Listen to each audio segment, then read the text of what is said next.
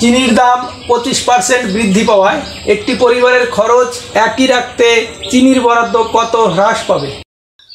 এখানে চিনির দাম 25% বৃদ্ধি পেয়েছে, অর্থাৎ বলতে পারি যে প্রথমে যদি চিনির দাম 100 টাকা হয়, তাহলে পরে চিনির দাম হয়েছে 125 টাকা, যেহেতু 25% বৃদ্ধি পেয়েছে, অর্থাৎ 100 টাকায় 25 টাকা বৃদ্ধি পেয়েছে। তার মানে আমরা বলতে পারি যেন প্রথম ক্ষেত্রে যদি চিনির দাম, তার মানে আমরা যেন বলতে পারি প্রথম ক্ষেত্রে চিনির দাম 4 টাকা হলে দ্বিতীয় ক্ষেত্রে চিনির দাম 5 টাকা, অর্থাৎ সবাইকে কি করেছি 25 দিয়ে ভাগ করেছি। এইবার চিনির খরচ একই আছে, অর্থাৎ বলতে পারি খরচ কিসের ওপর নির্ভর করে? দামের ওপরে আর পরিমাণের ওপরে। এখন দাম আর পরিমাণ এই দুটোর মধ্যে একটা সম্পর্ক যদি আমরা বের করে নিই, যে খরচ যদি একই রাখতে হয় তাহলে দাম আর পরিমাণের মধ্যে ব্যস্ত সম্পর্ক বা বিপরীত সম্পর্ক। কারণ খরচ একই রাখতে গেলে দাম বেড়ে গেলে পরিমাণ কমাতে হবে বা বরাদ্দ কমাতে হবে। আবার দাম যদি কমে যায় তাহলে খরচ যদি একই রাখতে হয় তাহলে বরাদ্দ বাড়াতে হবে। অর্থাৎ এই দুই ক্ষেত্রে দামের অনুপাত 4:5, তাহলে এদের বরাদ্দের অনুপাত বা পরিমাণের অনুপাত আমরা তাহলে লিখব 5:4। অর্থাৎ যেন প্রথম ক্ষেত্রে 5 কেজি চিনি ব্যবহার করলে দ্বিতীয় ক্ষেত্রে 4 কেজি চিনি ব্যবহার করব। এইবার তার মানে যেন বলতে পারি আমরা দ্বিতীয় ক্ষেত্রে কত কেজি, 1 কেজি কম ব্যবহার করছি। তাহলে 5 কেজির জন্য 1 কেজি চিনি কম ব্যবহার করছি। তার মানে 5-এর পরিবর্তে আমাকে যেহেতু শতকরা পরিবর্তন বের করতে হবে, 5-এর পরিবর্তে যদি 100 লিখি, অর্থাৎ যেন 20 দিয়ে গুণ, তাহলে এখানেও 20 দিয়ে গুণ করব। তাহলে আমরা বলবো যে চিনির খরচ একই রাখতে গেলে বরাদ্দ আমাদের, তাহলে আমরা বলবো যে চিনির খরচ একই রাখতে গেলে বরাদ্দ 20% কি কম করতে হবে, বা বলবো যে এখানে অপশন এ হবে আমাদের সঠিক উত্তর। রান্নার তেলের দাম 16.23% বৃদ্ধি পাওয়ায় একটি পরিবারের খরচ একই রাখতে তেলের বরাদ্দ কত হ্রাস পাবে? এখানে তেলের দাম বৃদ্ধি পেয়েছে কত পার্সেন্ট? 16.23%। তার মানে যেন বলতে পারি 50/3%। অর্থাৎ প্রথম ক্ষেত্রে যদি তেলের দাম 100 টাকা হয়, যদি বলি যে লিটার পিছু 100 টাকা, তাহলে দ্বিতীয় ক্ষেত্রে তেলের দাম হচ্ছে 100 + 50/3, এত টাকা লিটার পিছু। তাহলে এইটা সমান আমরা বলতে পারি যে 300 + 50/3, তার মানে যেন 350/3। অর্থাৎ প্রথম ক্ষেত্রে 1 লিটারের দাম 100 টাকা হলে দ্বিতীয় ক্ষেত্রে 1 লিটারের দাম 350/3 টাকা। এইবার যদি এটাকে একটু সরল করি, তার মানে সবাইকে 3 দিয়ে গুণ করলে আমরা বলতে পারি প্রথম ক্ষেত্রে লিটার পিছু 300 টাকা দাম হলে দ্বিতীয় ক্ষেত্রে লিটার পিছু 350 টাকা দাম। এইবার যদি একটু ছোট করি, সবাইকে যদি 50 দিয়ে ভাগ করি, তার মানে বলতে পারি 6 × 50 = 300, 7 × 50 হচ্ছে 350। অর্থাৎ যেন সবাইকে কী করেছি 50 দিয়ে ভাগ করেছি। তার মানে প্রথম ক্ষেত্রে 1 লিটার তেলের দাম 6 টাকা হলে দ্বিতীয় ক্ষেত্রে 1 লিটার তেলের দাম 7 টাকা। তাহলে যে কথা বলেছিলাম, যদি খরচ একই রাখতে হয় তাহলে দাম এবং পরিমাণ বা বরাদ্দের মধ্যে ব্যস্ত সম্পর্ক বা বিপরীত সম্পর্ক। তাহলে এখানে দুই ক্ষেত্রে তেলের দামের অনুপাত 6:7। তার মানে আমরা বলবো যে এখানে পরিমাণ বা বরাদ্দের অনুপাত হবে 7:6।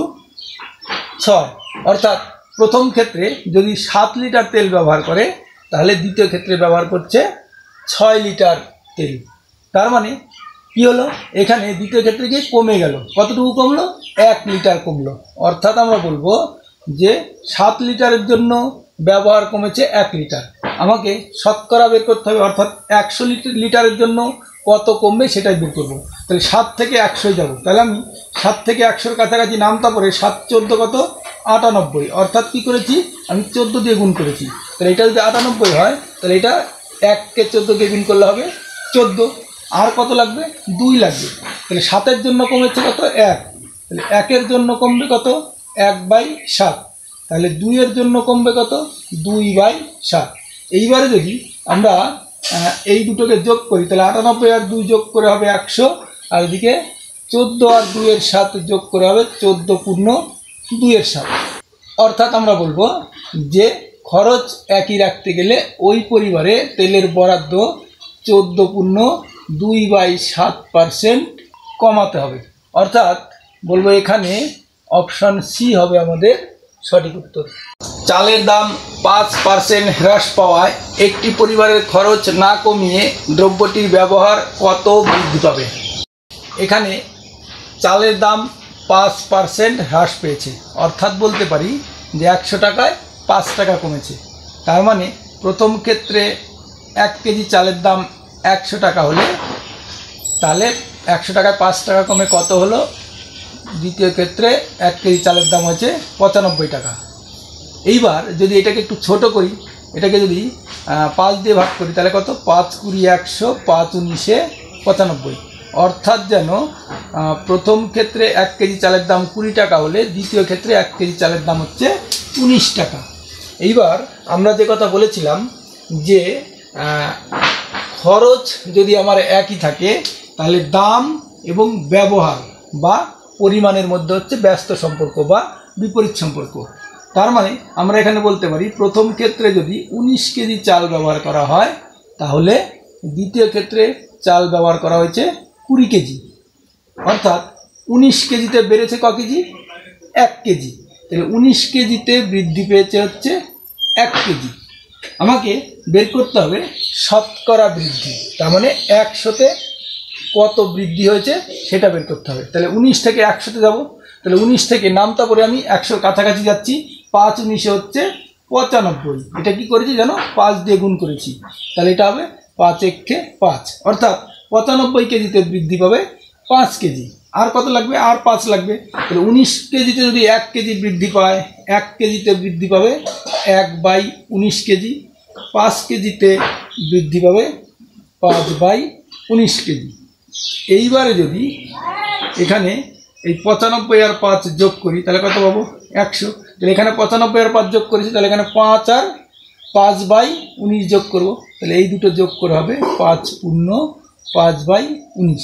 অর্থাৎ বলতে পারি ওই পরিবারে খরচ না কমিয়ে ব্যবহার শতকরা 5 পূর্ণ 5/19% বৃদ্ধি পাবে। অর্থাৎ এখানে আমার অপশন সি হবে সঠিক উত্তর। লবণের বাজার দাম 12.5% হ্রাস পাওয়ায় একটি পরিবারের খরচ না কমিয়ে দ্রব্যটির ব্যবহার কত বৃদ্ধি পাবে? এখানে লবণের দাম হ্রাস পেয়েছে 12.5%। তার মানে আমি 12.5% সমান লিখতে পারি 25/2%।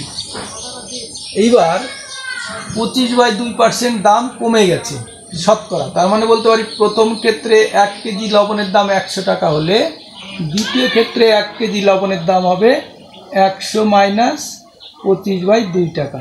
তার মানে 2 লসাগু, এখানে 200 মাইনাস হচ্ছে 25, তার মানে লিখবো 175/2 টাকা। অর্থাৎ দ্বিতীয় ক্ষেত্রে 1 কেজি লবণের দাম 175/2 টাকা।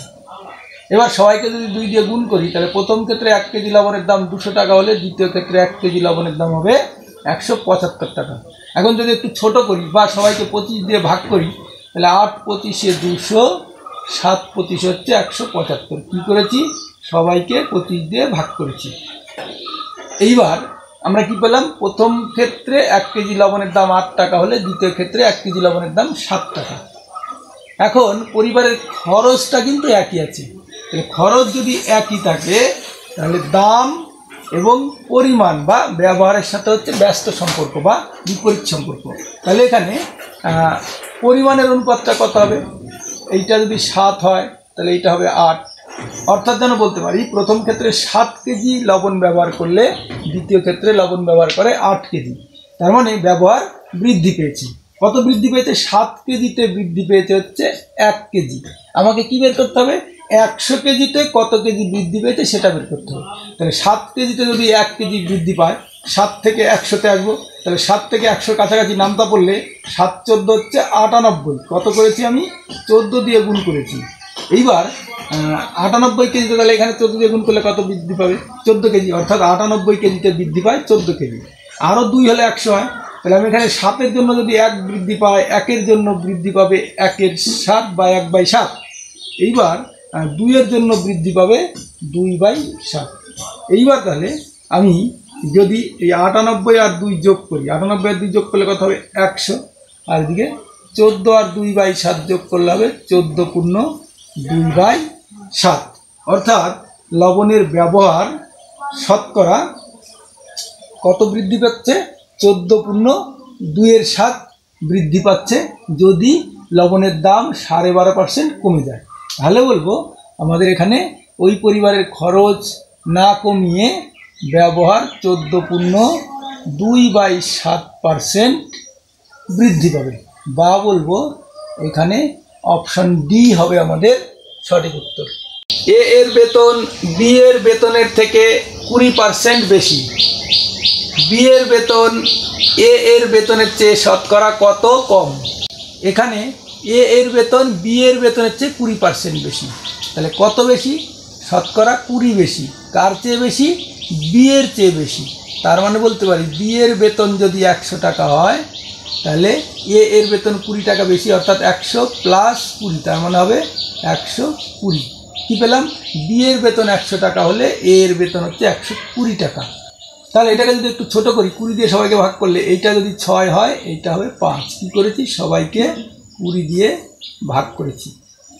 এইবার আমাকে কী বের করতে হবে? এ এর বেতনের চেয়ে বি এর বেতন শতকরা কত কম। তাহলে এখানে কি পেলাম?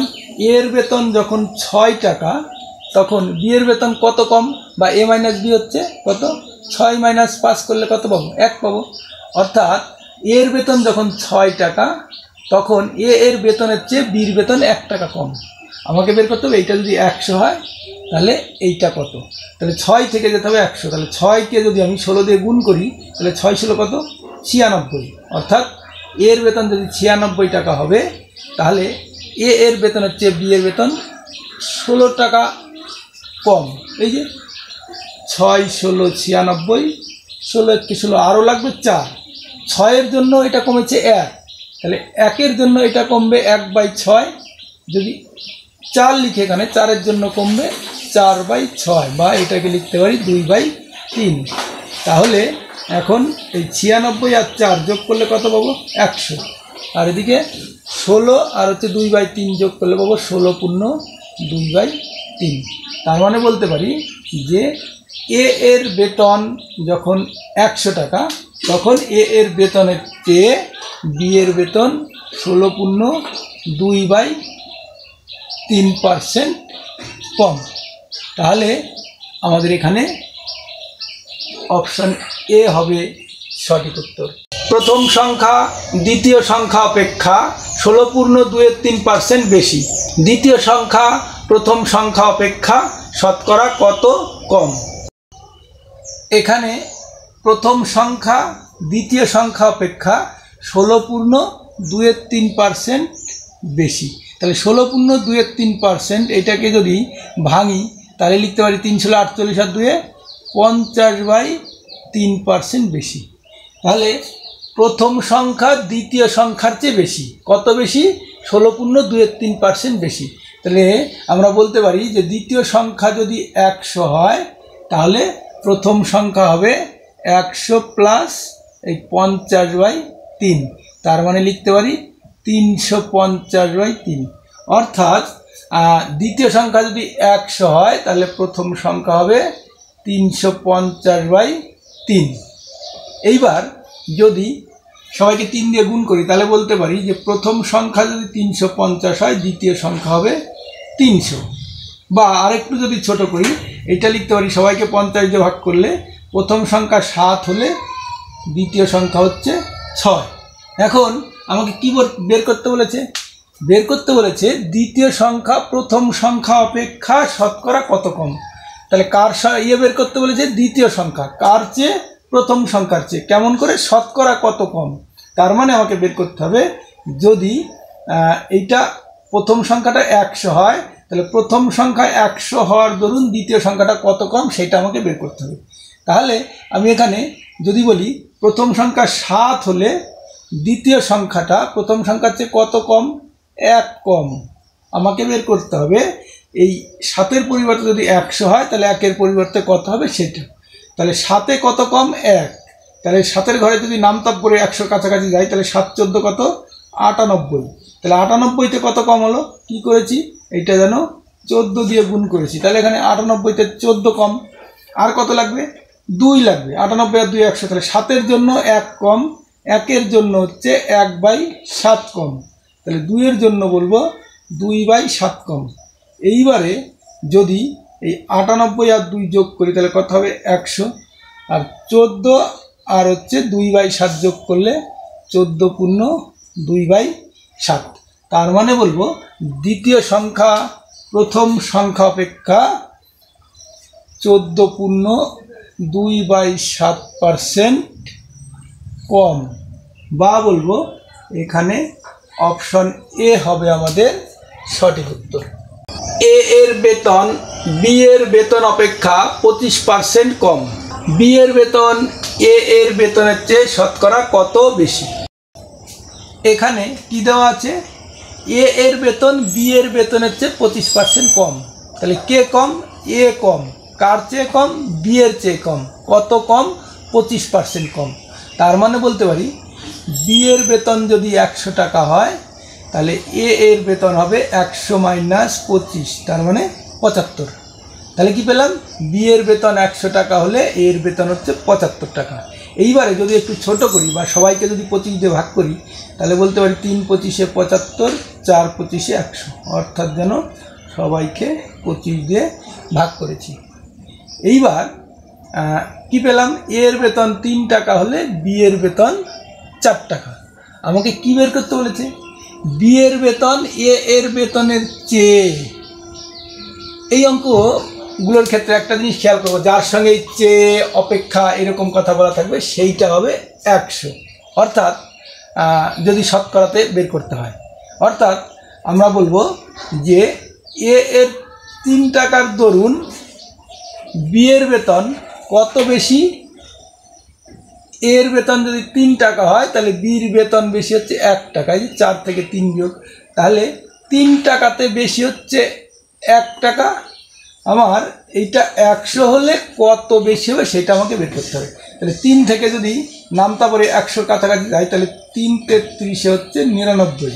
তার মানে যেন গুণ করলাম কত দিয়ে? 33 দিয়ে। তাহলে এইটা হবে 33। তার মানে 99 টাকায় বেশি হচ্ছে 33 টাকা। আর কত লাগবে? আর 1 হলে 100 হয়ে যাবে। তাহলে 3 টাকায় যদি 1 টাকা বেশি হয় তাহলে 1 টাকায় হবে 1-এর 3 টাকা বেশি। এইবারে যদি এই দুটোকে যোগ করি তাহলে কত পাবো? 100 পাবো।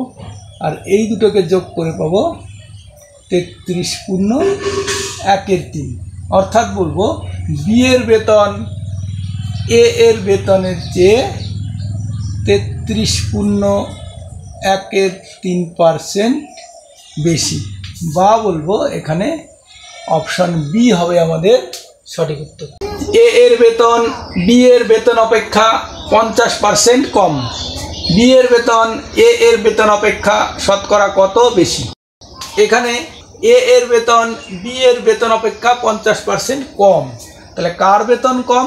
এ এর বেতন কম। কার চেয়ে কম? বি এর চেয়ে কম। তাহলে এখানে অপেক্ষা বা চেয়ে কার সঙ্গে লেখা আছে? বি এর সঙ্গে। তাহলে এইটা হবে 100। শতকরার অঙ্কে যার সঙ্গে অপেক্ষা, চেয়ে এইগুলো বলা থাকবে সেইটাকে আমরা 100 ধরবো। তাহলে এখানে বি এর বেতন যদি 100 হয় তাহলে এ এর বেতন কত হবে? 50% কম। তাহলে 100-তে 50 কম হলে এ এর বেতন 50। তাহলে আমরা কি পেলাম? এ এর বেতন যদি 50 টাকা হয় বির বেতন হচ্ছে 100 টাকা। বা একটু ছোট করলে সবাইকে 50 দিয়ে ভাগ করলে বলতে পারি এর বেতন যদি 1 টাকা হয় বি এর বেতন হচ্ছে 2 টাকা। এখন আমাকে কি বের করতে বলেছে? আমাকে বের করতে বলেছে বি এর বেতন এ এর বেতন অপেক্ষা। তার মানে এখানে এ এর একের জন্য এখানে বিয়ের বেতন বেশি কত?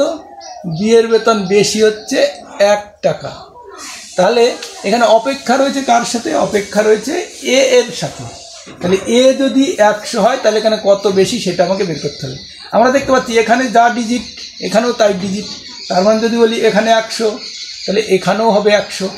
অর্থাৎ বলবো যে বিয়ের বেতন এ এর বেতন অপেক্ষা 100% বেশি, বা এখানে বলবো অপশন সি হবে আমাদের সঠিক উত্তর। একটি সংখ্যাকে প্রথমে 12% বাড়িয়ে পরে 12% হ্রাস করা হলে মোটের ওপর সংখ্যাটি কত হ্রাস পাবে? এখানে একটি বিষয় মনে রাখবো, একটি সংখ্যাকে প্রথমে x% বৃদ্ধি করা হলো, এরপর সংখ্যাটিকে আবার x% হ্রাস করা হলো, অথবা উল্টোটাও করা যেতে পারে, প্রথমে x% হ্রাস এবং এরপর আবার x% বৃদ্ধি করা হলে সব সময় মোটের ওপর সংখ্যাটি x² বাই 100% হ্রাস পাবে। এইটা একটু মাথায় রাখবো, সবসময় কিন্তু কমবে, এবং প্রথমে বৃদ্ধি পরে হ্রাস বা প্রথমে হ্রাস পরে বৃদ্ধি যাই করি না কেন সবসময় কিন্তু কমবে। কত কমবে? x² বাই 100% কমবে। এখানে প্রথমে বৃদ্ধি কত পার্সেন্ট হয়েছে? প্রথমে বৃদ্ধি হয়েছে 12%, এরপরে হ্রাস হয়েছে কত পার্সেন্ট? হ্রাস হয়েছে সেটাও কিন্তু 12%। তাহলে মোটের ওপর সংখ্যাটি কিন্তু কত? 12² বাই 100 এত পার্সেন্ট হ্রাস হবে। তাহলে 12² মানে কত? 144, আর নিচে থাকবে 100, এত পার্সেন্ট হ্রাস, তার মানে হবে 1.44% হ্রাস। তাহলে আমরা বলবো এখানে মোটের ওপর সংখ্যাটি 1.44% হ্রাস, বা অপশন সি হবে এখানে আমাদের সঠিক উত্তর। কোনো পরীক্ষায় পাস নম্বর 16%, কোনো পরীক্ষার্থী 55 নম্বর পেয়ে 25 নম্বরের জন্য ফেল করে, পরীক্ষার মোট নম্বর কত ছিল? এখানে পরীক্ষার্থী কত নম্বর পেয়েছে? 55 নম্বর পেয়েছে। তাহলে কত নম্বরের জন্য ফেল করেছে? 25 নম্বরের জন্য ফেল করেছে। তাহলে আমরা বলতে পারি যে এই 55 পেয়েছে আর 25 পেলে পাস করত, তার মানে পরীক্ষায় নম্বরের দিক থেকে পাস নম্বর কত? 55 প্লাস 25 যোগ করলে আমরা পাবো 80। অর্থাৎ ওই পরীক্ষায় 80 নম্বর পেলে পাস করা যায়। এই 80 নম্বর শতকরার দিক থেকে কত পার্সেন্ট?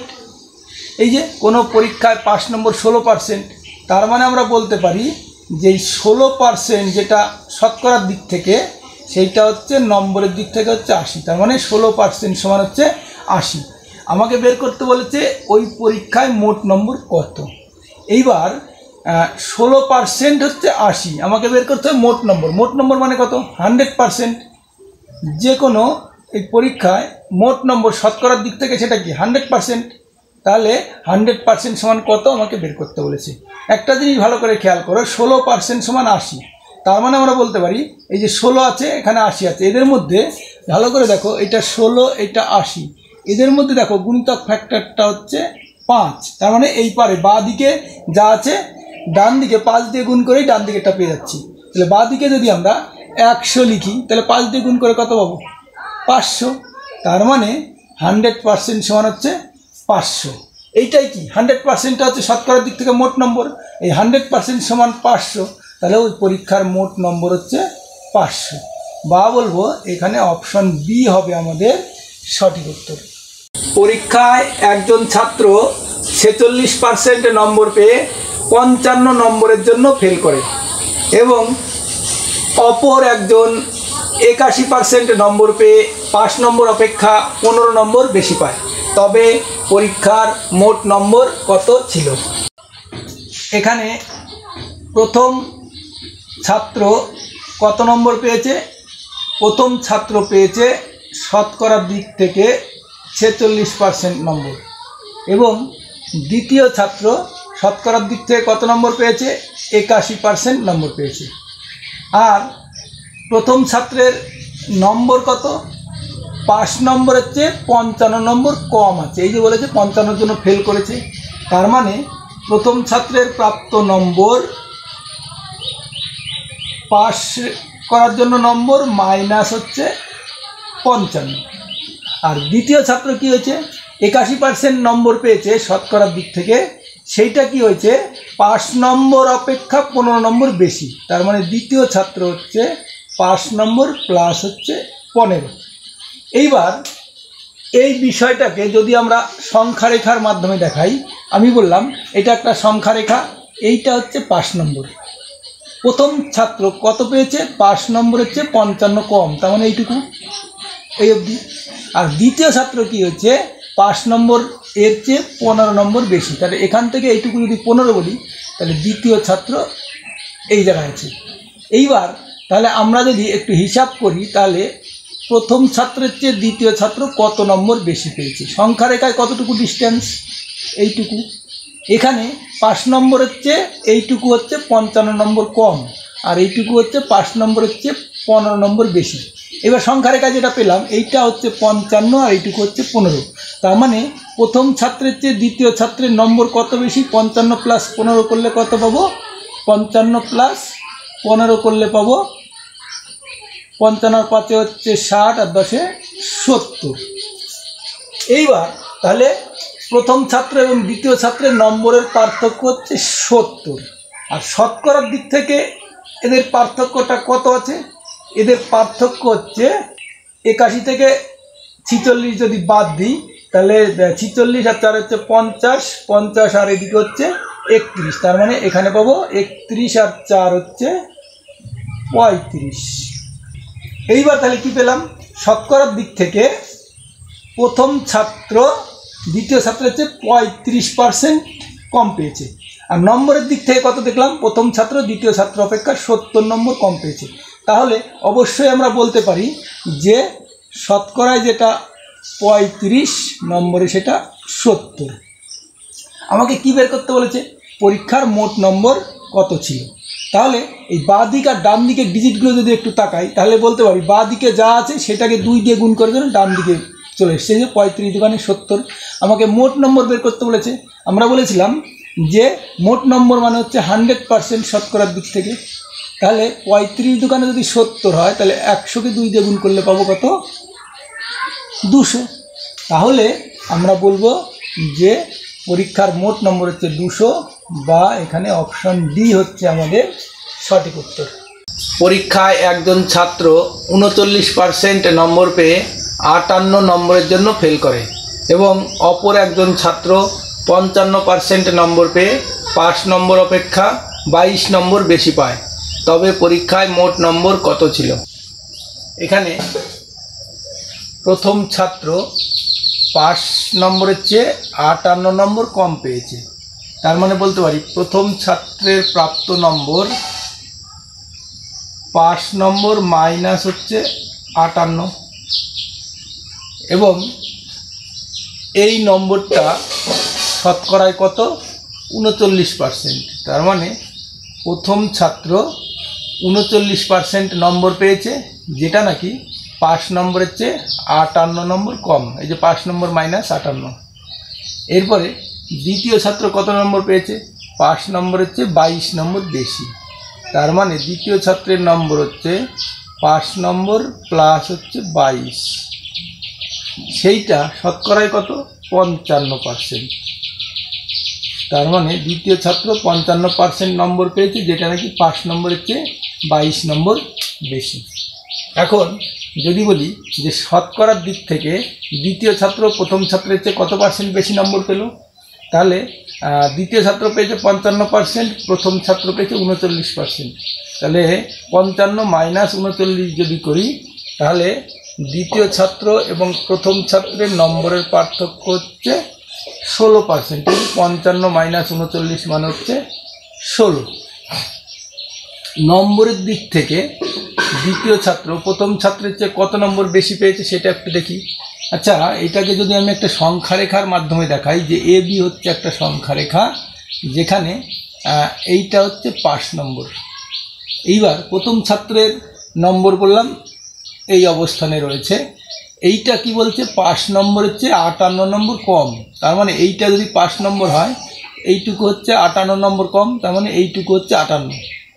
আর দ্বিতীয় ছাত্রের নম্বর যদি এইটা হয়, এইটা বলে দিয়েছে 5 নম্বর হচ্ছে 22 বেশি, তার মানে বলতে পারি এইটুকু হচ্ছে 22।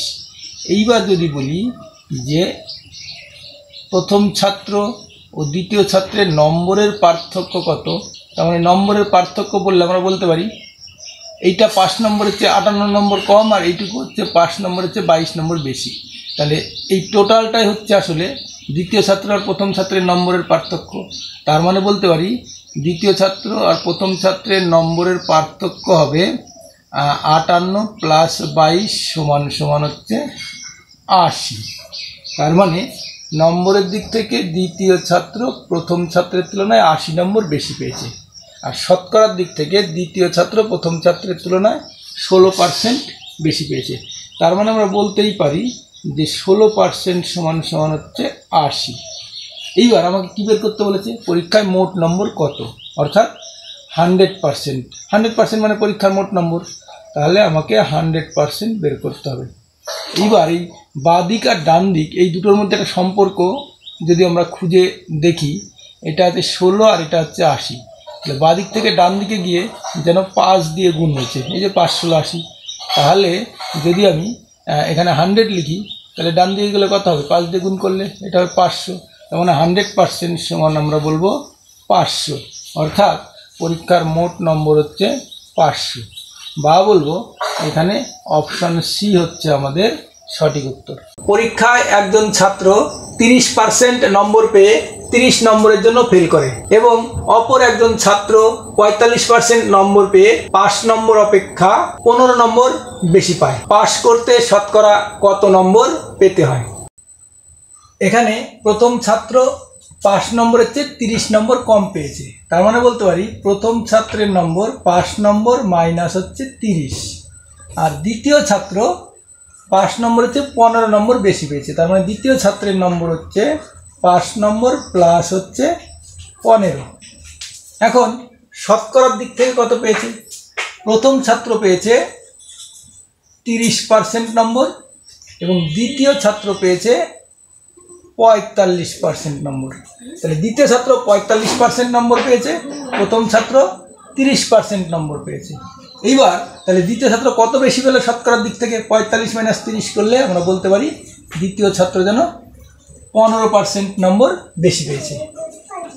এইবার নম্বরের কথা যদি বলি, তাহলে আমি এই নম্বরটাকে যদি একটা সংখ্যা রেখার মাধ্যমে দেখাই, বললাম এবি হচ্ছে একটা সংখ্যা রেখা যেখানে এইটা হচ্ছে 5 নম্বর। প্রথম ছাত্র 5 নম্বরের চেয়ে 30 কম পেয়েছে, তাহলে প্রথম ছাত্রের নম্বর যদি এই অবধি হয়, তাহলে 5 থেকে এইটুকু এটা কত 30 নম্বর। আর দ্বিতীয় ছাত্র 5 নম্বরের চেয়ে 15 বেশি পেয়েছে, এইটা যদি দ্বিতীয় ছাত্রের অবস্থান হয়, তাহলে আমরা বলতে পারি যে এইটুকু হচ্ছে 15। তাহলে দ্বিতীয় ছাত্র প্রথম ছাত্রের চেয়ে কত বেশি পেল, এই গ্যাপ হচ্ছে এইটুকু, এই গ্যাপটুকুর মধ্যে এইটা 30 আর এটা 15, তার মানে বলতে পারি যেন এখান থেকে এইটুকু এই গ্যাপটা হচ্ছে আসলে কত 30 প্লাস 15, তার মানে 30 প্লাস 15 করলে আমরা কত পাবো 45। অর্থাৎ দ্বিতীয় ছাত্র প্রথম ছাত্রের চেয়ে 45 নম্বর বেশি পেয়েছে।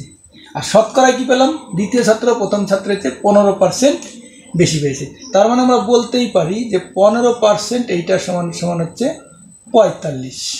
আমাকে কী বের করতে হবে, পাস করতে শতকরা কত নম্বর পেতে হয়। অর্থাৎ প্রথমে 5 নম্বরটা কত দেখি, 5 নম্বর হচ্ছে প্রথম ছাত্রের বেলায় কত ছিল 30% প্লাস হচ্ছে 30, তাহলে 15% মানে হচ্ছে 45। ভালো করে খেয়াল করে দেখো, বাঁ দিকে যা আছে তাকে যদি 3 দিয়ে গুণ করি, তাহলে দেখো ডান দিকেরটা পাবো 3 15 45। এইবার যদি আমি 30% বের করি, তাহলে 3 30-এ কত 90, অর্থাৎ 30% মানে হচ্ছে 90 নম্বর। তাহলে আমরা বলতে পারি যে 5 নম্বরটা তাহলে কত, 5 নম্বর হচ্ছে 30% প্লাস হচ্ছে 30, এই যে প্রথম ছাত্রের বেলায় ছিল, তাহলে 30% মানে 90 প্লাস হচ্ছে 30, তার মানে হচ্ছে 120। কিন্তু আমাকে শতকরা বের করতে হবে। এইবার আমরা দেখলাম 90 মানে হচ্ছে 30%, মানে ডান দিকে যা আছে তাকে 3 দিয়ে ভাগ করলে শতকরা পাবো। তাহলে আমাকে 120 মানে কত পার্সেন্ট সেটা বের করবো। তাহলে 120-কে যদি 3 দিয়ে ভাগ করি তাহলে কত হবো 40। তার মানে বলবো ওই পরীক্ষায় শতকরা 5 নম্বর হচ্ছে তাহলে আমরা বলবো ওই পরীক্ষায় পাস নম্বর শতকরা 40। এইবার বলবো যে তাহলে অপশন বি হবে আমাদের সঠিক উত্তর। আয়তকার একটি ক্ষেত্রের দৈর্ঘ্য 10% বৃদ্ধি ও প্রস্থ 4% হ্রাস করা হলে ক্ষেত্রফলের পরিবর্তন কত হবে? আমরা জানি আয়তক্ষেত্রের দৈর্ঘ্য আর প্রস্থ গুণ করলে আমরা ক্ষেত্রফল পাই। তাহলে এই প্রবলেমটার ক্ষেত্রে আমরা যদি বলি আয়তক্ষেত্রের দৈর্ঘ্য হচ্ছে 10 একক এবং প্রস্থ হচ্ছে 10 একক, প্রাথমিক দৈর্ঘ্য 10 একক এবং প্রস্থ হচ্ছে 10 একক, তাহলে গুণ করলে 10 আর 10 গুণ করলে ক্ষেত্রফল কত পাবো? 100 বর্গ একক। এইটা হচ্ছে প্রাথমিক অবস্থায়, তাহলে প্রাথমিক ক্ষেত্রফল হচ্ছে 100 বর্গ একক। এইবার আমার বলেছে দৈর্ঘ্য 10% বৃদ্ধি করেছি। দৈর্ঘ্য যদি 10% বৃদ্ধি করি তার মানে প্রাথমিক দৈর্ঘ্য যদি 100 হয়, পরিবর্তিত দৈর্ঘ্য হবে 110, বা সবাইকে 10 দিয়ে ভাগ করে যদি একটু ছোট করি তাহলে প্রাথমিক দৈর্ঘ্য 10 হলে পরিবর্তিত দৈর্ঘ্য হবে 11, তার মানে পরিবর্তিত দৈর্ঘ্য হচ্ছে 11। এরপরে বলেছে প্রস্থ 4% হ্রাস করেছি। প্রস্থ 4% হ্রাস করার অর্থ কি? প্রাথমিক অবস্থায় প্রস্থ যদি 100 হয় তাহলে পরিবর্তিত প্রস্থ কত? 96, 4 কমেছে। এইবারে যদি একটু ছোট করি, সবাইকে 10 দিয়ে ভাগ করলে এখানে প্রাথমিক প্রস্থ 10 হলে পরিবর্তিত প্রস্থ হচ্ছে 9.6, তার মানে এখন পরিবর্তিত প্রস্থ 10-এর পরিবর্তন হবে 9.6। এইবার তাহলে পরিবর্তিত ক্ষেত্রফল কত? এখন এই 11 আর 9.6 এই পরিবর্তিত দৈর্ঘ্য আর পরিবর্তিত প্রস্থ গুণ করলে পরিবর্তিত ক্ষেত্রফল পাবো। তাহলে গুণ করলে 6 11 66, 6 হাতে আমার 6, 9 11 99 আর 6 হচ্ছে 105। তাহলে আমরা দেখলাম আগে ক্ষেত্রফল ছিল 100, এখন ক্ষেত্রফল হয়েছে 105.6। তার মানে 100-তে ক্ষেত্রফল কত বাড়লো? ক্ষেত্রফল বৃদ্ধি পেল 5.6, বা এটাকে বলতে পারি যে 5/6/10, বা এখানে লিখতে পারি 5 একটু ছোট করে কাটাকাটি করলে 2 দিয়ে 5/3/5। তাহলে প্রাথমিক ক্ষেত্রফল ছিল 100 এবং সেই 100-তে ক্ষেত্রফল বৃদ্ধি পেয়েছে 5/3/5। তাহলে বলবো যে ক্ষেত্রফলের পরিবর্তন হবে 5/3/5% বৃদ্ধি, বা এখানে আমাদের অপশন ডি হবে সঠিক উত্তর। আয়তকার একটি ক্ষেত্রের দৈর্ঘ্য 5% হ্রাস ও প্রস্থ 10% বৃদ্ধি করা হলে ক্ষেত্রফলের কত পরিবর্তন হবে? এখানে যদি বলি যে আয়তক্ষেত্রের দৈর্ঘ্য 10 একক এবং প্রস্থও 10 একক, তাহলে ক্ষেত্রফল কত হবে? 10 × 10 সমান কত হবে? 100 বর্গ একক। এইবার আমাদের কি বলে দিয়েছে? দৈর্ঘ্য 5% কমে গেছে। তার মানে যদি দৈর্ঘ্য আমার 100 থাকে প্রথম অবস্থায়, তাহলে কমে গিয়ে কত হয়েছে? 100-তে 5 কমে কত হয়েছে? 95।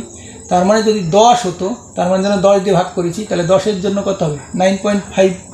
তাহলে পরিবর্তনের পরে দৈর্ঘ্য হয়ে গেছে 9.5। এখন প্রস্থ আবার কি হয়েছে?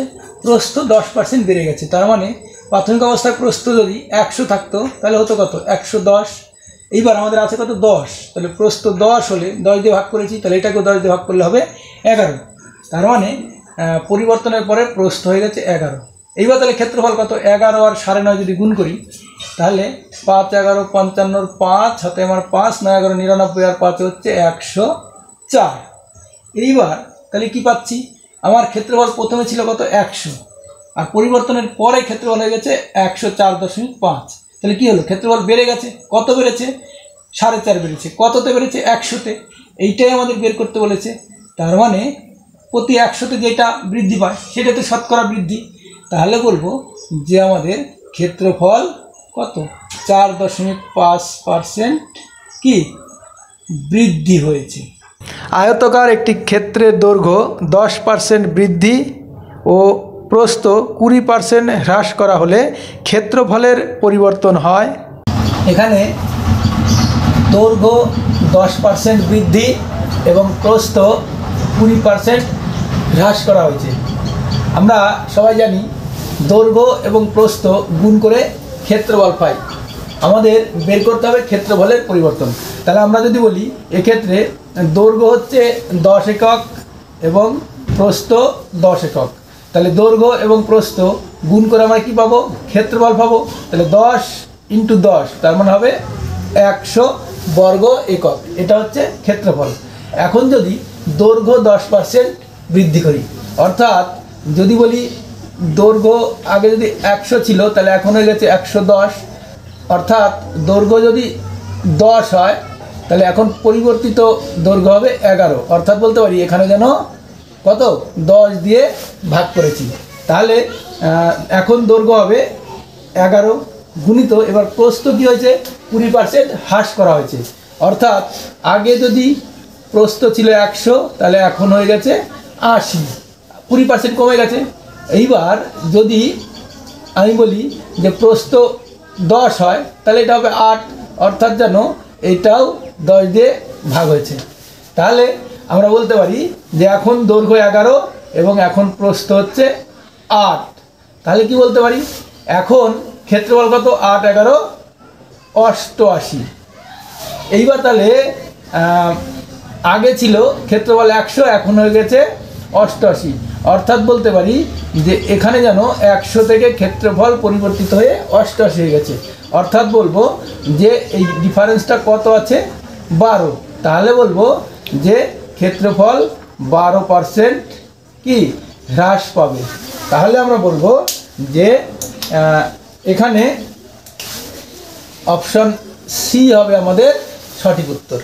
আয়তকার একটি ক্ষেত্রের দৈর্ঘ্য 13% বৃদ্ধি ও প্রস্থ 2% বৃদ্ধি করা হলে ক্ষেত্রফলের পরিবর্তন হয়। এখানে দৈর্ঘ্য 13% বৃদ্ধি এবং প্রস্থ 2% বৃদ্ধি করা হয়েছে। আমরা জানি দৈর্ঘ্য এবং প্রস্থ গুণ করলে আমরা ক্ষেত্রফল পাই। তাহলে যদি বলি দৈর্ঘ্য 10 একক এবং প্রস্থ 10 একক তাহলে ক্ষেত্রফল বলবো 100 বর্গ একক। এখন দৈর্ঘ্য 13% বৃদ্ধি, অর্থাৎ 100-তে 113, আমার এখানে 10 আছে, তাহলে এখানে 10-এর জন্য কত হবে? 11.3, অর্থাৎ যেন কী করেছি 10 দিয়ে ভাগ করেছি। তাহলে আমার দৈর্ঘ্য হলো 11.3। এরপরে প্রস্থ আমার যদি 100 থাকে তাহলে পরিবর্তিত হয়ে কত হবে? 102। এইবার প্রস্থ ছিল আমার কত? 10, তাহলে এখানে যদি 10 লিখি তাহলে এটা কত লিখবো? 10.2, অর্থাৎ যেন এটাকে আমি কী করেছি 10 দিয়ে ভাগ করেছি। তাহলে এখন আমার প্রস্থ হয়ে গেল 10.2। এখন তাহলে এই দৈর্ঘ্য আর এই প্রস্থ গুণ করে যেটা পাবো সেটা হচ্ছে এখনকার ক্ষেত্রফল। সেই গুণটা আমি একটু কায়দা করে করছি। সেটা কেমন? সেটা হচ্ছে আমি প্রথমে 113 একে গুণ করব 102 দিয়ে। এই গুণটাকে আমি এরকম করে লিখতে পারি 113 গুণিত কত? 100 + 2। তাহলে এইটা যেন এরকম হতে পারে যে 113 পরে দুটো শূন্য আর 2 দিয়ে এটাকে গুণ করলে হবে 2 2 6। তাহলে এটাকে যদি যোগ করি তাহলে হবে 6 2 5 11। এইবার যেহেতু এখানে 1 ঘর আগে দশমিক, এখানে 1 ঘর আগে দশমিক, তাহলে আমার এখানে এটা 2 ঘর আগে দশমিক হবে। তাহলে এখন পরিবর্তিত ক্ষেত্রফল আমার হবে 115.26। তাহলে আগের ক্ষেত্রফল ছিল আমার 100, এখন হয়েছে 115.26। তার মানে আমার কত পরিবর্তন হলো? 100-তে আমার 15.26 বৃদ্ধি পেল, অর্থাৎ বলবো যে আমাদের ক্ষেত্রফলের পরিবর্তন হবে 15.26% বৃদ্ধি। তাহলে আমাদের এখানে অপশন বি হবে সঠিক উত্তর। আয়তকার একটি ক্ষেত্রের দৈর্ঘ্য 30% বৃদ্ধি ও প্রস্থ 20% বৃদ্ধি করা হলে ক্ষেত্রফলের পরিবর্তন হয়। এখানে দৈর্ঘ্য 30% বৃদ্ধি এবং প্রস্থ 20% বৃদ্ধি করা হয়েছে। আমাকে কী বের করতে হবে? ক্ষেত্রফলের পরিবর্তন বের করতে হবে। আমি ধরে নিলাম যে এখানে আয়তক্ষেত্রের দৈর্ঘ্য হচ্ছে 10 একক, প্রস্থ হচ্ছে 10 একক, তাহলে ক্ষেত্রফল কত হবে? 100 বর্গ একক। এইবারে দৈর্ঘ্য 30% বৃদ্ধি করা হয়েছে, অর্থাৎ বলতে পারি দৈর্ঘ্য যদি আমার 100 থাকে তাহলে পরিবর্তন হয়েছে 130।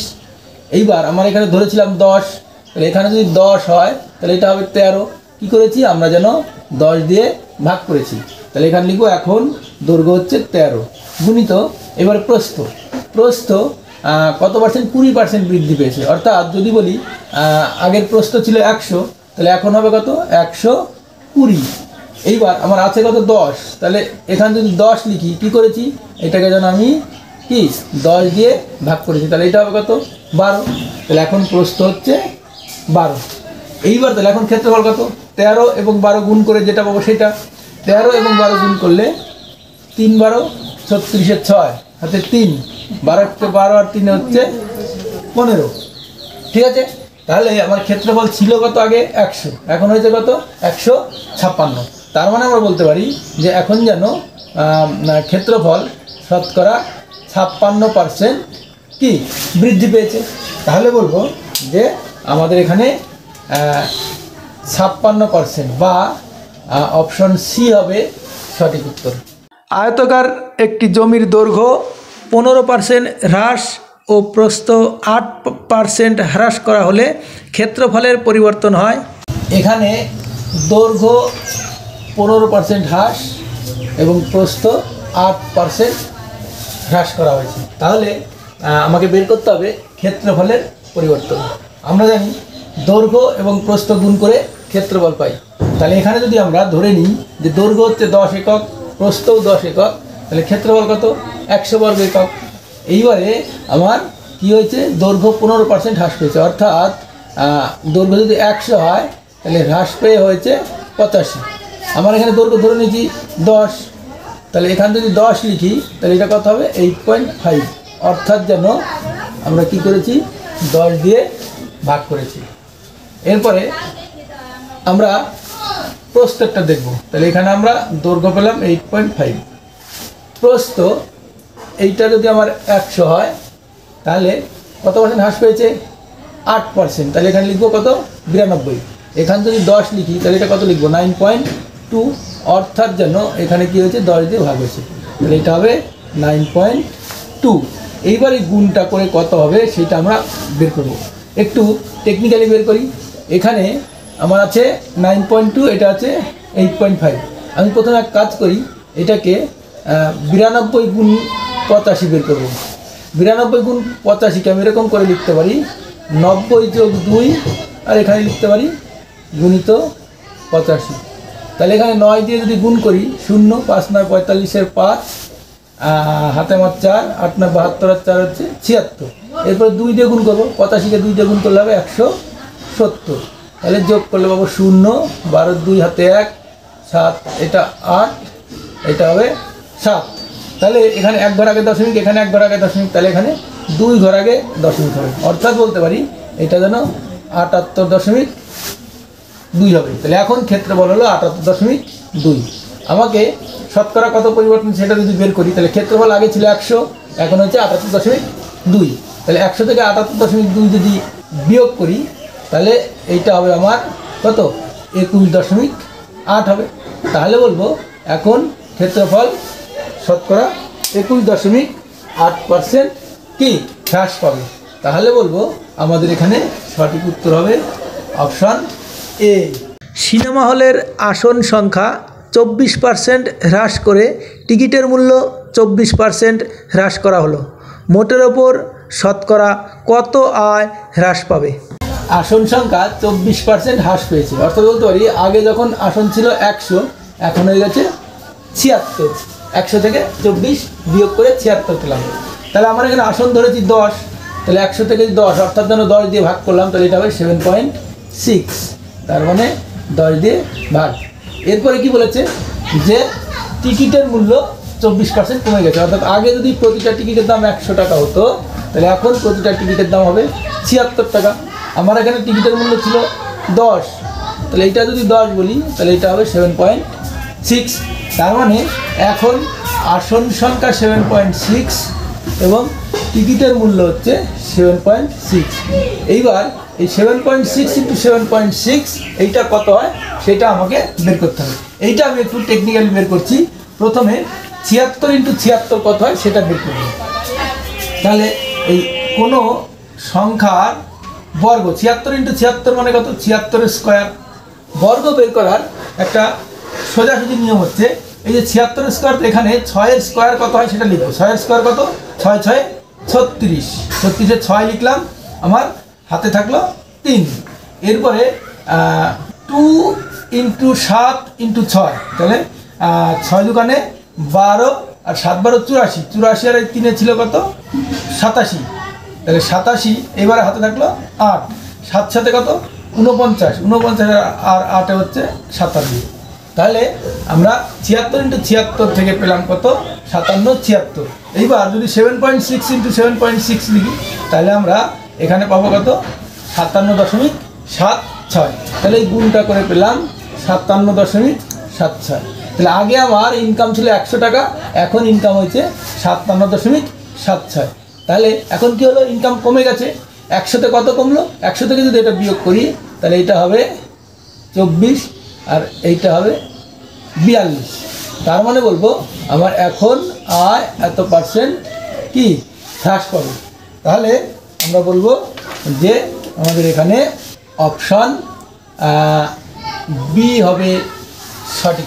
আয়তকার একটি ক্ষেত্রের দৈর্ঘ্য 12% হ্রাস ও প্রস্থ 12% হ্রাস করা হয়। এখানে আয়তক্ষেত্রের দৈর্ঘ্য 12% হ্রাস এবং প্রস্থ 12% হ্রাস করা হয়। আমরা একটা শর্টকাট ট্রিক্সের মাধ্যমে এই প্রবলেমটা করব। সেটা হচ্ছে আয়তক্ষেত্রের দৈর্ঘ্য যদি x% বৃদ্ধি করা হয় এবং প্রস্থ যদি y% বৃদ্ধি করা হয় তাহলে ক্ষেত্রফলের বৃদ্ধি হবে x + y + xy/100 এত পার্সেন্ট।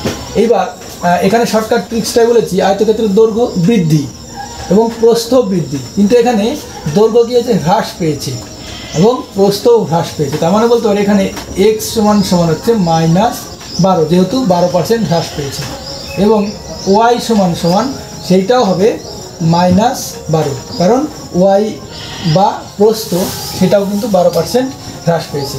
তাহলে ক্ষেত্রফলের পরিবর্তন সমান কী হবে, আমরা বলেছিলাম ওই শর্টকাট ট্রিক্সটা x + y + xy/100 এত পার্সেন্ট।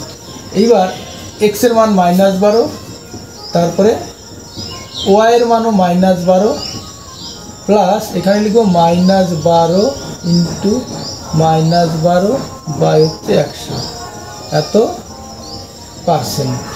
তাহলে এখানে কী বলবো, -12 -12 মাইনাস মাইনাসে প্লাস 12 আর 12 গুণ করলে 12 12 144/100 এত পার্সেন্ট। তাহলে এখানে হবে -24 + 1.44 এত পার্সেন্ট। তাহলে এখানে -24 এবং +1.44 তার মানে হবে -22.56%। অর্থাৎ বলবো যে এখানে ক্ষেত্রফল 22.56% কমে যাবে, বা এখানে বলবো অপশন ডি হবে আমাদের সঠিক উত্তর।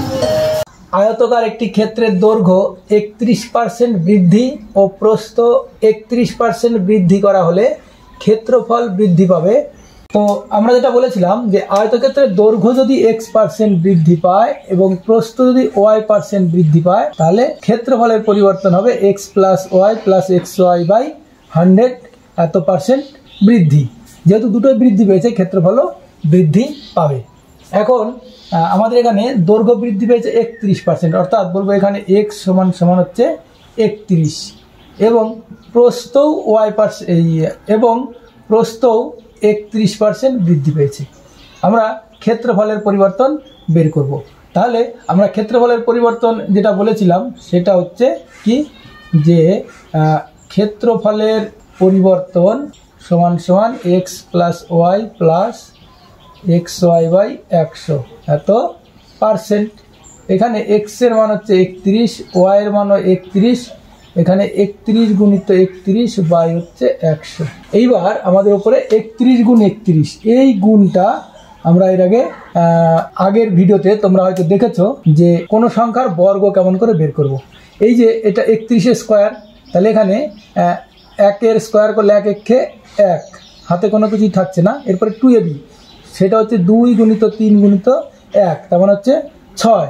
6 আর হাতে কোনো কিছুই ছিল না, তাহলে এটা হবে 6, 3 তিরিক্ষে কত 9, তাহলে 31 স্কোয়ার হচ্ছে 961, তাহলে 31 আর 31 এখানে যোগ করলে পাবো 62 প্লাস এখানে 961 বাই হচ্ছে 100 এত পার্সেন্ট। এইটা তাহলে লিখবো 62 প্লাস 9.61 এত পার্সেন্ট, কারণ 961কে 100 দিয়ে ভাগ করলে 9.61 হয়। এইবার যদি যোগ করি তাহলে এটা পাবো 71.61%। এইবার এখানে এক্স এর মানও ছিল বৃদ্ধি, ওয়াই এর মানও ছিল বৃদ্ধি, অর্থাৎ এখানে ক্ষেত্রফলের পরিবর্তনও কি হবে 71.61% বৃদ্ধি পাবে।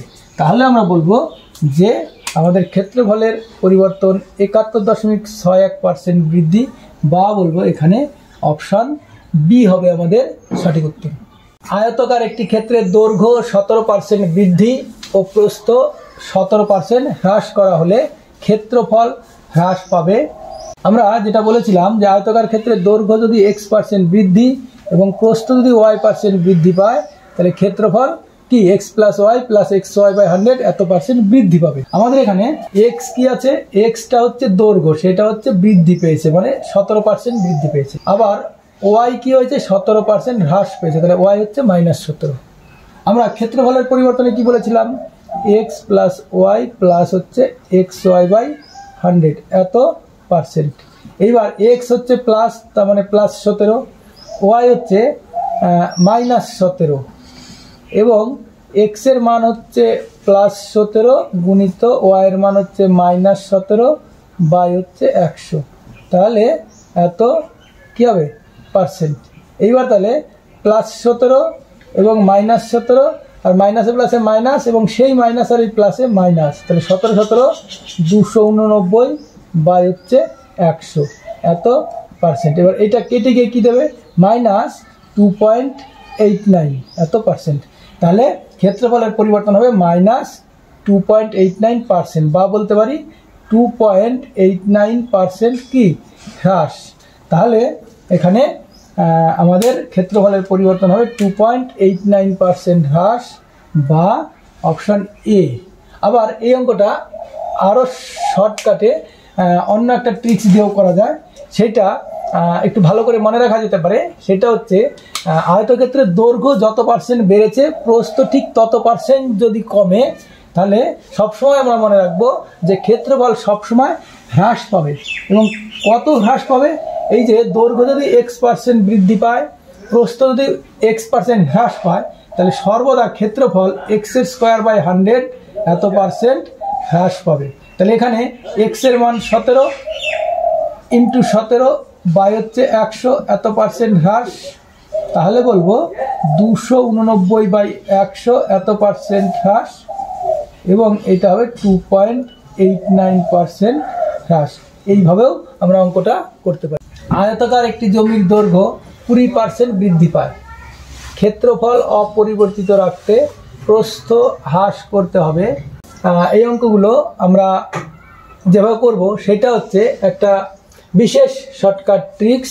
সেটা আমি প্রথমে 100/1 মানে 100, 100/2 মানে 50, 100/3 মানে 33/1/3, 100/4 মানে 25, 100/5 মানে 20, 100/6 মানে 16/2/3, 100/7 মানে 14/2/7। এটা আমি লিখে নিলাম।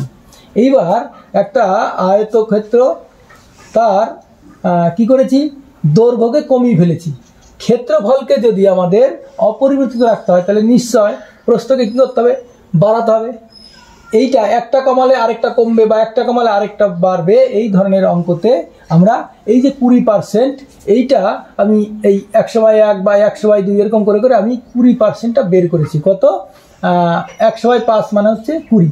এবার কি করেছে, এটা কমে গেছে, তাই তো। তাহলে 20-র এই লাইনে কম কোন দিকে আছে, এই দিকে আছে, তাহলে আমাদের উত্তর হবে বেশি। তাহলে 20-র জাস্ট এই পাশে যেটা আছে সেইটা হবে আমাদের সঠিক উত্তর। অর্থাৎ এখানে আমাদের ক্ষেত্রফল অপরিবর্তিত রাখতে গিয়ে প্রস্থ কি করতে হবে, 25% বৃদ্ধি করতে হবে। আয়তকার একটি জমির দৈর্ঘ্য 20% হ্রাস পায়, ক্ষেত্রফল অপরিবর্তিত রাখতে প্রস্থ বৃদ্ধি করতে হবে। আমরা জানি আয়তক্ষেত্রের দৈর্ঘ্য এবং প্রস্থ গুণ করে ক্ষেত্রফল পাই। এইবার যদি আমি ধরে নিই আয়তক্ষেত্রের দৈর্ঘ্য 10 একক, প্রস্থ 10 একক, তাহলে ক্ষেত্রফল 100 বর্গ একক। এবার কি হয়েছে, দৈর্ঘ্য 20% হ্রাস পেয়েছে, অর্থাৎ দৈর্ঘ্য যদি থাকতো 100 তাহলে হয়ে গেছে 80, বা দৈর্ঘ্য 10 হলে এখন দৈর্ঘ্য হয়েছে 8, তাহলে পরিবর্তিত দৈর্ঘ্য 8 গুণিত আমাকে ক্ষেত্রফল অপরিবর্তিত রাখতে হবে, অর্থাৎ ক্ষেত্রফল 100ই থাকবে। তাহলে প্রস্থ কত হবে আমার? 100/8 হবে প্রস্থ। এই দুটো গুণ করলে তাহলে ক্ষেত্রফল 100 পেয়ে যাচ্ছি। 100/8 মানে হচ্ছে 12.5, কারণ 100/4 মানে 25, তাকে আরেকবার অর্ধেক করলে 12.5 পাবো। তাহলে যখন নাকি আমার প্রস্থ ছিল 10 হয়েছে 12.5, তার মানে বৃদ্ধি কত হলো? 2.5। তাহলে 10-এ বৃদ্ধি হয়েছে কত? 2.5। তাহলে যদি বলি 100 তাহলে বৃদ্ধি হবে 25। অর্থাৎ ক্ষেত্রফল অপরিবর্তিত রাখতে হলে আমার কি প্রস্থ 25% বৃদ্ধি করতে হবে। এইবার এই প্রবলেমটাই যদি এই শর্টকাট এই ট্রিক্সের মাধ্যমে করি, 25 আমার কোথায় আছে? এইবার এই শর্টকাট ট্রিক্সের মাধ্যমে যদি প্রবলেমটা করি, আমার এখানে 20% দৈর্ঘ্য হ্রাস করা হয়েছে। তাহলে 20টা কোথায় আছে? এইটা 20 হ্রাস বলেছে, তার মানে হ্রাস হচ্ছে এই দিকে, তার মানে উত্তর হবে আমার বৃদ্ধি। তাহলে এই বৃদ্ধিটা কত? এখানে 25, তাহলে বলবো 25% কি বৃদ্ধি করতে হবে কি প্রস্থ।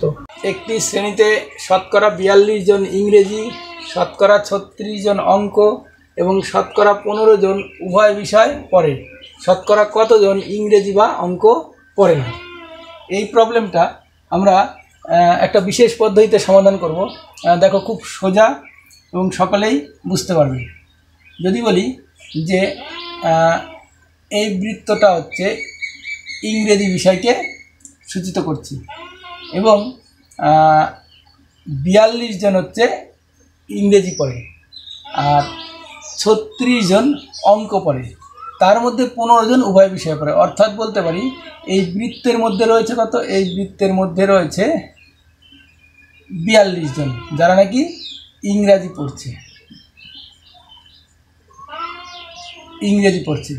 এর মধ্যে আরেকটা বৃত্ত যেটা দিয়ে যদি অঙ্ককে সূচিত করি, তাহলে অঙ্ক পড়ছে কতজন? অঙ্ক পড়ছে 36 জন।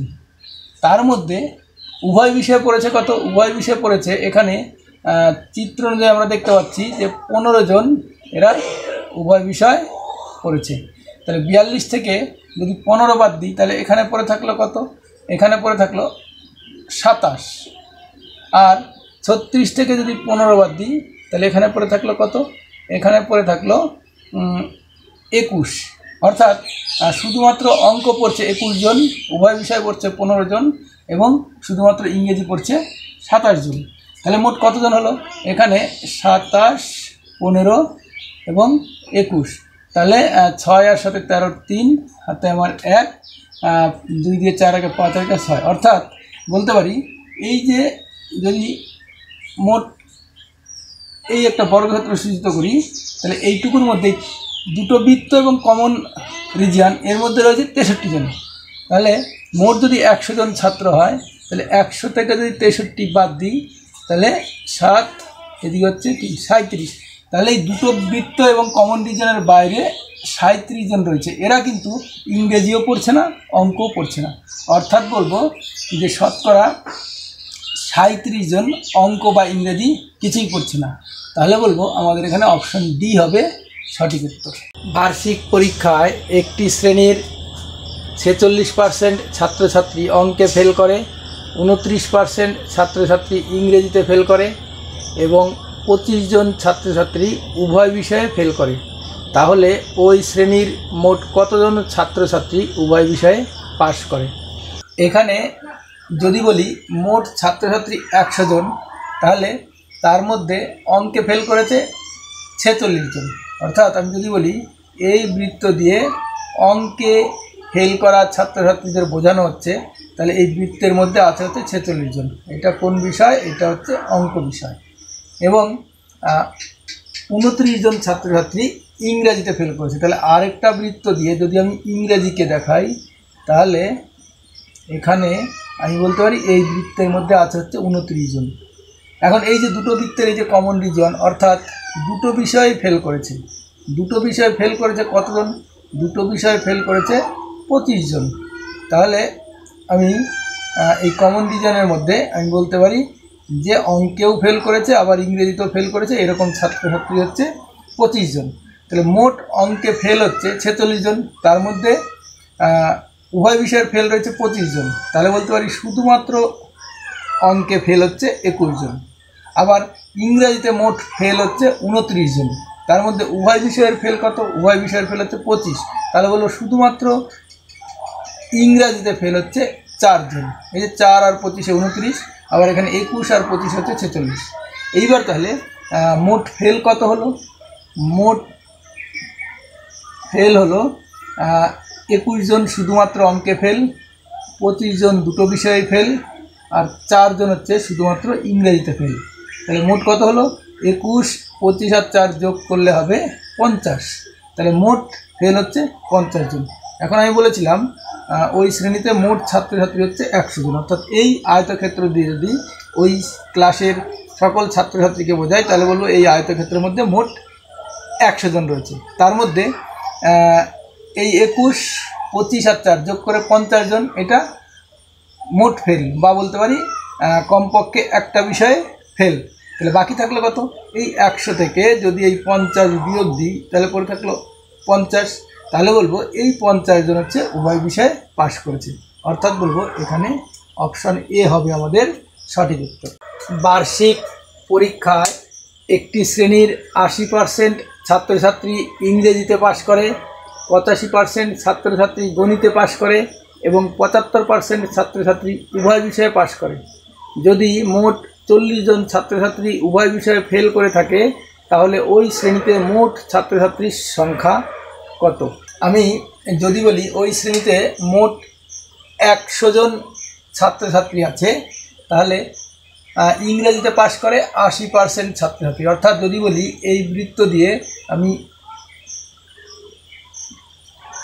ইংরেজিতে পাশ করা ছাত্রছাত্রীদের বোঝাই তাহলে বলবো এই বৃত্তের মধ্যে আছে 80 জন। আমি বলেছি মোট ছাত্র কত? মোট ছাত্র হচ্ছে 100 জন। এইবার 85% ছাত্রছাত্রী গণিতে পাশ করে। আমি যদি বলি যে আরেকটা বৃত্ত আছে যেই বৃত্ত দিয়ে আমি গণিতকে প্রকাশ করেছি, তাহলে এই বৃত্তের মধ্যে আছে 85 জন, অর্থাৎ 85 জন ছাত্রছাত্রী গণিতে পাশ করেছে। আবার 75% ছাত্রছাত্রী উভয় বিষয়ে পাশ করে, অর্থাৎ ইংরেজিতেও পাস এবং গণিতেও পাস, এরকম আছে কত? 75 জন। অর্থাৎ এই যে দুটো বৃত্তের এই যে কমন রিজিয়ন, এই কমন রিজিয়নের মধ্যে আছে কত? 75 জন। তাহলে 80 জনের মধ্যে 75 জন রয়ে গেছে কমন রিজিয়নে, তাহলে এই কমন রিজিয়নের বাইরে আছে কজন? 5 জন। 80 থেকে 75 বাদ। আবার গণিতে পাশ করেছে 85 জন, তার মধ্যে কমন রিজিয়নে আছে কত? 75 জন। তাহলে 85 থেকে 75 বাদ দিলে আমরা বলতে পারি 10, অর্থাৎ বলবো শুধুমাত্র ইংরেজিতে পাশ করেছে 5 জন, উভয় বিষয়ে পাশ করেছে 75 জন এবং শুধুমাত্র গণিতে পাশ করেছে কত? 10 জন। তাহলে কমপক্ষে একটা বিষয় বা দুটো বিষয়েই পাশ করেছে মোট কজন? মোট পাশ করেছে তাহলে 5 জন শুধুমাত্র ইংরেজিতে পাস, 75 জন দুটো বিষয়ে পাস এবং 10 জন হচ্ছে গণিতে পাস। তাহলে মোট পাস কত হলো? মোট পাস হলো 75 আর 10 85 আর 5 হচ্ছে 90। তাহলে মোট 90 জন হচ্ছে কী করেছে? কম করে একটা বিষয়ে পাস করেছিল। এইবার তাহলে দুটো বিষয় ফেল করেছে কজন? এইবার যদি বলি যে মোট যে 100 জন ছাত্রছাত্রী, এই 100 জন ছাত্রছাত্রীকে যদি আমি একটা আয়তক্ষেত্র দিয়ে প্রকাশ করি তাহলে এই বৃত্ত, এই কমন রিজিয়ন এবং এই বৃত্ত এর মধ্যেই রয়ে গেছে 90 জন। তাহলে শুধুমাত্র এই দুটো বৃত্ত এবং কমন রিজিয়নের বাইরে কত রয়েছে? এর বাইরে রয়ে গেছে 100 থেকে যদি 90 বাদ দিই তাহলে 10, অর্থাৎ এই 10 জন কী করেছে? উভয় বিষয়ে ফেল করেছে। তাহলে আমি এখানে লিখতে পারি যে উভয় বিষয়ে ফেল এবং মোট। তাহলে বলতে পারি যখন নাকি উভয় বিষয়ে ফেল 10 জন তখন মোট হচ্ছে 100 জন। আমার বলেছে 40 জন ছাত্রছাত্রী উভয় বিষয়ে ফেল করে, তাহলে এখানে যদি 40 লিখি তাহলে এখানে কত হবে এটা আমাকে বের করতে হবে।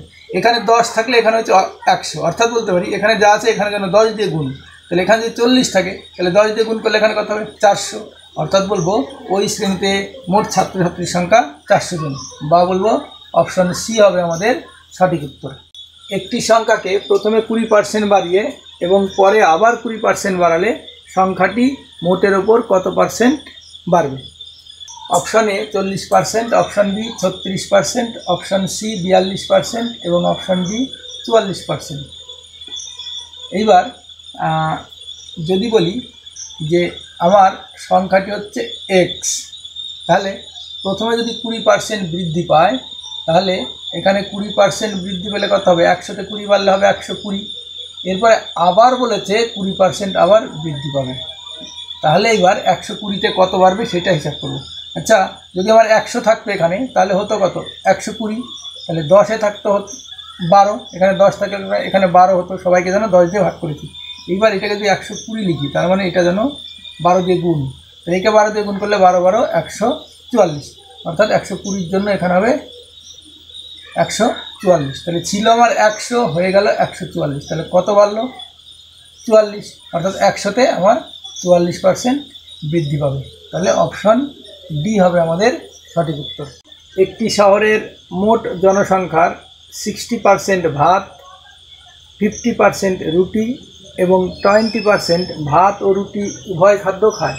ওই শহরের কত শতাংশ মানুষ ভাত বা রুটি কোনোটি খায় না? আচ্ছা, আমি যদি এখানে বলি যে এই বৃত্ত দ্বারা যারা ভাত খায় তাদেরকে সূচিত করছি, অর্থাৎ এই বৃত্তের মধ্যে রয়েছে তাহলে 60 জন, আর 50% রুটি খায়, অর্থাৎ বলতে পারি আরেকটা বৃত্ত, যেই বৃত্ত দিয়ে যারা রুটি খায় তাদেরকে সূচিত করি, তাহলে এখানে আছে 50 জন। এবং এখানে একটা জিনিস মনে রাখবো, মোট জনসংখ্যা কিন্তু 100 জন ধরে নেব, অর্থাৎ ওই শহরে মোট জনসংখ্যা সমান হচ্ছে 100 জন। তাহলে এইবার ভাত এবং রুটি দুটোই খায়, এই কমন রিজনে যারা রয়েছে তারা, তাহলে ভাত আর রুটি দুটোই খায়, এরকম আছে 20%, অর্থাৎ 100 জন যদি মোট জনসংখ্যা হয় তাহলে 20 জন ভাত এবং রুটি দুটোই খায়। তাহলে ভাত খায় 60 জন, তার মধ্যে 20 জন আবার দুটোই খায়, অর্থাৎ শুধুমাত্র ভাত খায় তাহলে 40 জন। আবার রুটি খায় 50 জন, তার মধ্যে 20 জন দুটোই খায়, তাহলে শুধুমাত্র রুটি খায় 30 জন। তাহলে আমরা বলতে পারি যে হয় ভাত এবং রুটি দুটোই খায়, বা শুধুমাত্র ভাত খায়, বা শুধুমাত্র রুটি খায়। এরকম কতজন আছে? 40 জন, 20 জন আর 30 জন। তাহলে মোট কত হবে? 40 + 20 + 30 যোগ করলে তাহলে কত হবে? 60 আর 30-এ 90, অর্থাৎ 90 জন হয় শুধু ভাত খায়, অথবা দুটোই খায়, অথবা শুধু রুটি খায়। এইবার যদি বলি এই আয়তক্ষেত্র দিয়ে আমাদের টোটাল যে 100 জন জনসংখ্যার কথা বলেছি সেটাকে যদি বোঝাই, তার মধ্যে 90 জন আছে কি? 90 জন আছে হয় ভাত খায়, অথবা দুটোই খায়, বা শুধু রুটি খায়। তাহলে যে বাকি থাকলো 10 জন, এই 10 জন ভাতও খায় না বা রুটিও খায় না, অর্থাৎ বলবো শতকরা 10% মানুষ ভাত এবং রুটি কোনোটি খায় না, অর্থাৎ এখানে অপশন বি হবে আমাদের সঠিক উত্তর।